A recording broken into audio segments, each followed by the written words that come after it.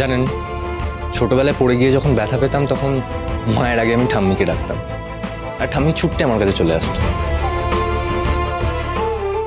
সেই থেকে আজ অব্দি যে কোনো সমস্যায় পড়লে আমার ঠাম্মির কথাই আগে মাথায় আসে।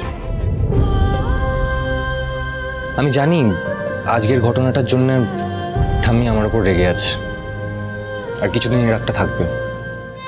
তবে ওই কিছুদিন, আবার দেখবেন সময়ের সাথে সবটা ঠিক হয়ে গেছে। আমি জানি ঠাম্মি আমার উপর বেশি দিন রেগে থাকতে পারবে না, কারণ ঠাম্মি যেরকম আমার প্রাণ সেরকম আমিও ঠাম্মির প্রাণ। দেখ, গৌরীর ওপরে আমার কোনো রাগ নেই, কিন্তু তুই আমাকে অন্য কথা বলেছিলি। বলেছিলাম, কিন্তু মানুষের মন তো পাল্টাতে পারে মা, পারে না?